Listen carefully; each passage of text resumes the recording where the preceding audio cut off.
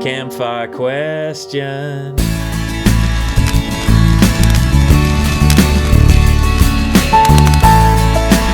Campfire questions, where we answer your questions about life, the universe, and RV camping.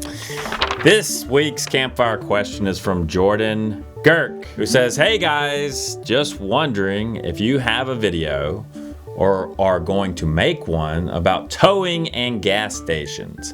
I'm picking up our trailer next week and I'm scared."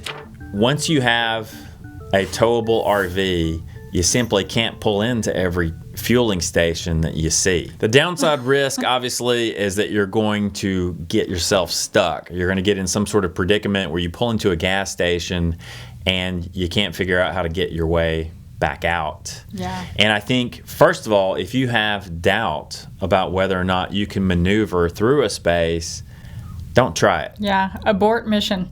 Yeah. The first thing that you can do, obviously, is whenever possible, refuel your rig the night before you travel. You know, you don't want to leave the campground and move on to your next destination with an empty fuel tank if you can help it. So when you're unhitched, you want to go refuel. Now, obviously, that's a best case scenario. From time to time, you may find yourself out there. You're going to be needing fuel. You may find yourself in a desperate situation. Where do you go? Your best bet is always to stop at a truck stop because they are made for big rigs. So you will have no problem maneuvering in and out of a truck stop. Flying J, Loves, Pilot, Travel America, Buc-ee's, Yeah. places like that. And third, Never pull in a gas station that you can't see your way out of. So if you see a little corner gas station on the side of the little highway that you're driving down or town that you're in or what have you, and you can't clearly see how you can loop in and out, do not turn in there. Because there are a lot of places that you think, oh, I can maneuver through there, and then you take a second look and you're like, oh, wait, I don't think we can. For us, we're usually going for diesel, so we are usually on those outside pumps. So sometimes we have to loop behind the station and then pull to the pump.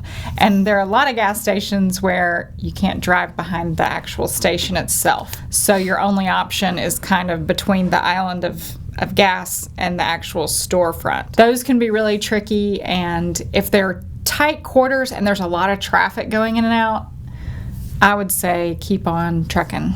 jerry can. You know, we talk about carrying a jerry can for fuel, and of course, you think about these scenarios when you're traveling across the desert and you can't find a fuel station. But, you know, you may be in a situation where you can't find a fuel station that works for your rig. If you have even an empty jerry can of a couple of gallons, you could use that to kind of buy yourself some more time. You know, get a couple gallons of fuel that gets you on down the road to a truck stop or to some kind of fuel station like that. Yeah, because that way you could sort of park nearby somewhere and walk over and put some fuel in your jerry can and take it back to your rig if you needed to.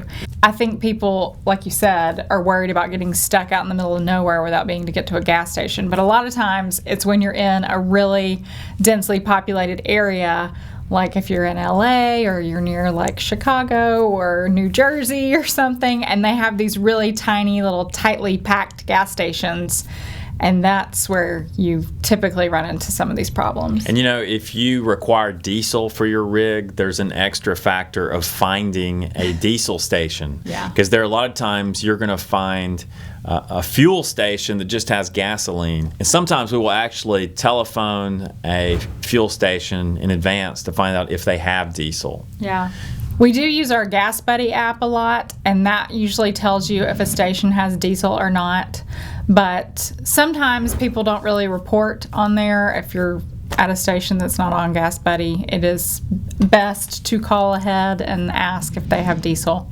You're probably at most risk of getting into a trouble spot when you're a new RVer and you're not quite certain how you can maneuver your rig. The more experience you get, maybe even out in an empty parking lot, you're going to realize what kind of turns you can make with your rig. And many of you need to be aware of height. If you have a big fifth wheel or probably certain motorhomes then you really need to be aware of the height of your rig, because some of these fuel stations have kind of low, what would you call it, low overhead? We have been to, I know, two fueling stations. One was a Costco in our hometown, and someone had pulled through with a trailer, and when they were pulling out, they were cutting the corner like they would in a car. And you know, you can make a tight corner in a car, but when you're pulling a trailer, that trailer is gonna sort of cut the curb, you know? You got to take wide turns. You got to take really wide turns, and they did not have the space to take a wide turn, and so when they turned, they took out the pump with the side of their trailer.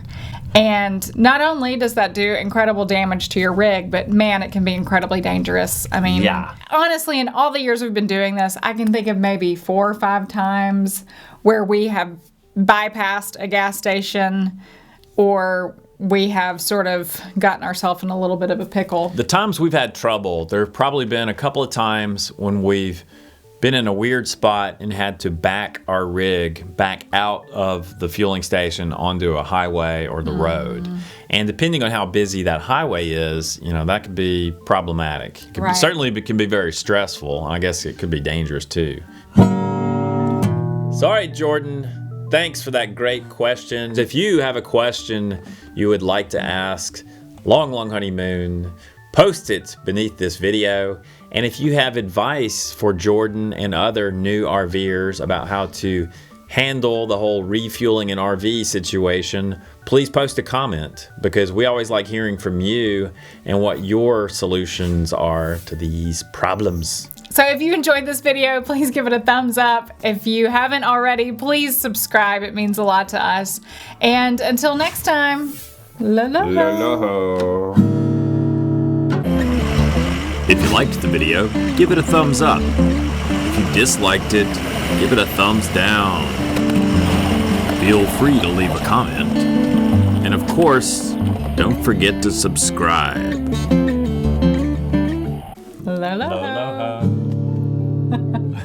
Covered my face up for that thing. Sorry.